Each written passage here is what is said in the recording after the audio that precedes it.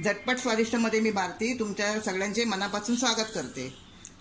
आज मी तुम्हाला अळूचा फदफद दाखवणार आहे आणि ही भाजी आपल्याला शक्यतो पावसाळ्यातच पानं मिळतात आणि ती आपल्याला पावसाळ्यात खरोखरच खायला हवीत, म्हणून मी आज तुम्हाला ती खास तुमच्यासाठी आगळी वेगळी रेसिपी ही आज मी दाखवणार आहे। आता त्यासाठी लागणारे साहित्य आहे ही बघा, ही अशी अळूच्या भाजीची पानं असतात, पातळ असतात ही, आणि अळूच्या वडीची पानं जाड असतात आणि त्यांची देठंसुद्धा जाड असतात।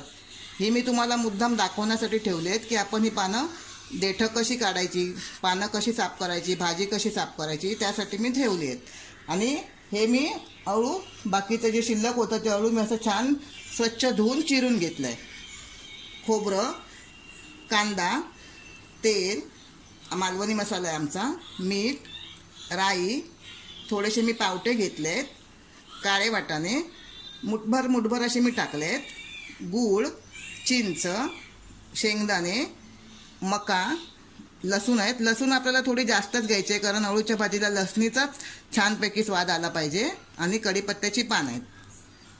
आता मी काय केलं आहे, हे शेंगदाणे, काळे वाटाणे आणि पावटा हा मी काय केलं आहे, रात्रभर पाण्यामध्ये भिजत ठेवून आता मी हे सकाळी छानपैकी असे वाटीमध्ये नितळून घेतले आहेत। आणि हा मका मी असा स्वच्छ दाणे, जो आपल्याला ओला मका मिळतो ना, मक्यातलं कणीस, त्याच्यातले काढून मी हे दाणे घेतले आहेत, छान त्यांना पण स्वच्छ धुतलं आहे।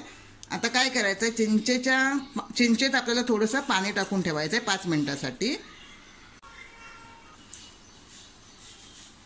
मग त्याने काय होईल, आपला चिंच छान भिजल्यानंतर चिंचेचा कोळ आपला छानपैकी येईल आणि तोच आपल्याला आता या भाजीमध्ये वापरायचा आहे। आणि ही भाजी आपल्याला कुकरमध्येच बनवायची आहे। चला तर आता आपण ती भाजी कुकरमध्ये फोडणीला घालूया। आता मी 2 पानं जी ठेवलेत तुम्हाला दाखवायसाठी, ती मी तुम्हाला साफ करून आणि चिरून दाखवते। आता आपल्याला हे देठ असे साफ करायचे आहेत, म्हणजे देठांवर अशा शिरा असतात त्या आपल्याला काढायच्या आहेत। या अळूला थोडीशी आपल्या चिरताना किंवा साफ करताना थोडी खाज येते, पण आपण त्याच्यासाठी काही घाबरायची गरज नाही, थोडं खोबरेल तेल लावल्यानंतर ती खाज निघून जाते। आणि ती खाज असते म्हणूनच आपल्याला या भाजीमध्ये चिंच किंवा कोकम वापरायचे असते, पण मी आज चिंच गुळाची बनवणार आहे म्हणून चिंचेचा वापर करते। हे बघा, अशी शिरा काढून टाकायच्या आणि हीच देठं आपल्याला छान अशी विळीवर अशी बारीक बारीक चिरून घ्यायची।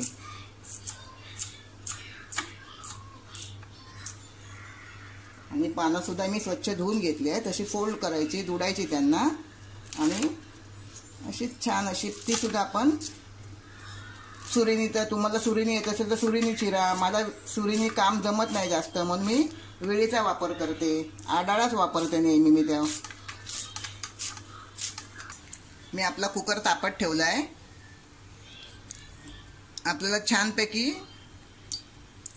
तेलाला कड यायला द्यायचं आहे। तेल तापलं की त्यानंतरच आपल्याला फोडणीमध्ये राई टाकायची आहे। तेल छान तापलं आहे, 1 चमचा आपण राई टाकूया। मी 1 चमचा राई घेतली आहे।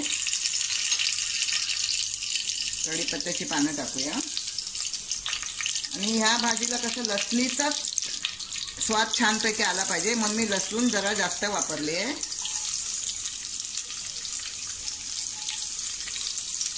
ही भाजी आपण जशी उसळ चमच्याने उचलून खातो ना, तशीच आपल्याला ही भाजी खावीशी वाटणार आहे, उसळीसारखी। एवढी ही भाजी जर मी सांगितल्याप्रमाणे तुम्ही बनवलात तर चविष्ट होणार आहे। आणि नक्की तुम्ही लक्ष देऊन बघा शेवटपर्यंत माझा हा व्हिडिओ।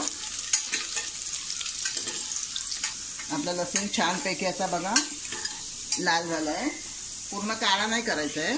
आता आपण हा थोडा कांदा याच्यामध्ये टाकूया। मी हा मोठा एक कांदा घेतला आहे बारीक चिरून।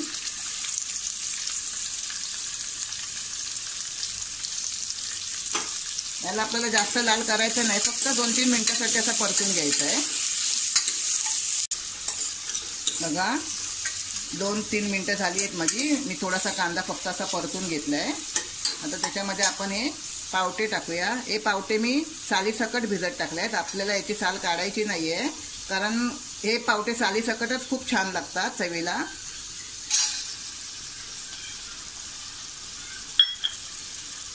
हे काळे वाटाणे आहेत,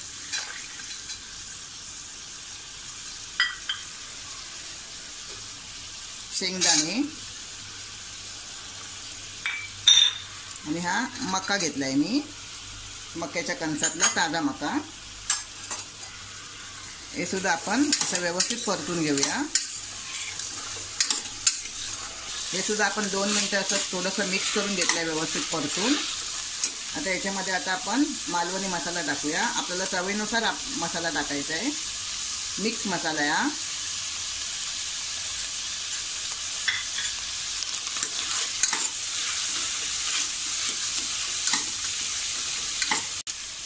आता आपण यात ही अळूची पानं टाकूया.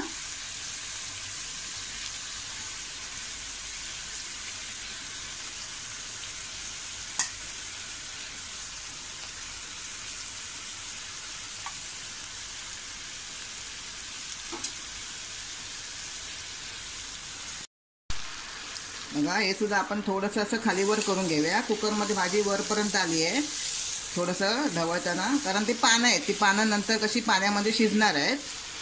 थोडंसं आपल्याला असं मिक्स करून घ्यायचं आहे.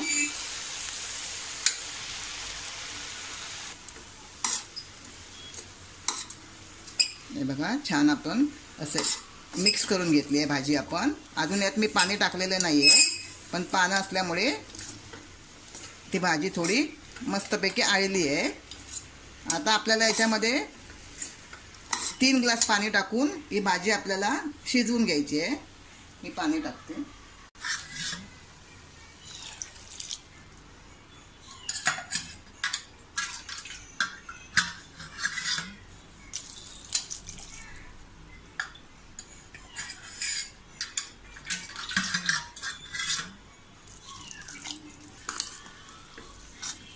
बघा आता आपण याला 4 शिट्ट्या करून घेऊया.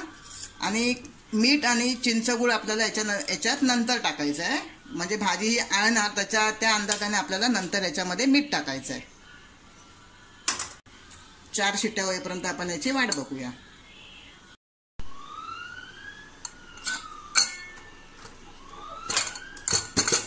हे बघा मी 4 शिट्ट्या करून घेतल्या आहेत.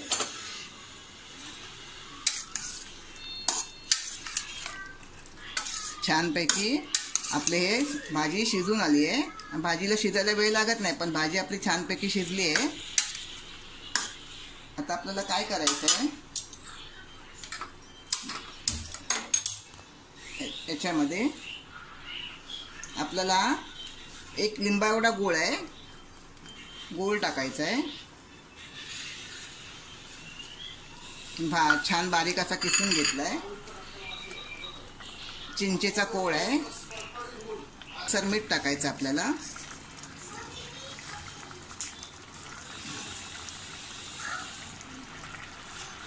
व्यवस्थित आपल्याला असं ढवळून घ्यायचं आहे.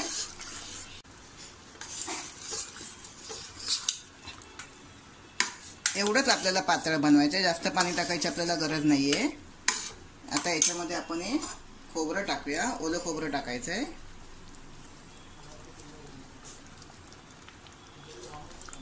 आणि छानपैकी त्याची उकळी येईपर्यंत आपण त्याला शिजवून घ्यायचं आहे, छान असं उकळी. त्यापूर्वी तुम्हाला माझी एक विनंती आहे, तुम्ही जर माझं अजून चॅनल सबस्क्राईब केलं नसेल तर चॅनल सबस्क्राईब करा. आणि ही रेसिपी तुम्ही नक्की एकदा करून बघा. ही बघा, ही आता आपली भाजी छानपैकी मी तिला उकळी काढून घेतली आहे. चिंच गूळ सगळं आतमध्ये मिक्स झालं आहे व्यवस्थितपणे. आता ही आपली भाजी खाण्यासाठी तयार आहे. आता ही तुम्हाला मी याच्यात माझ्या एका बाउलमध्ये काढून दाखवते.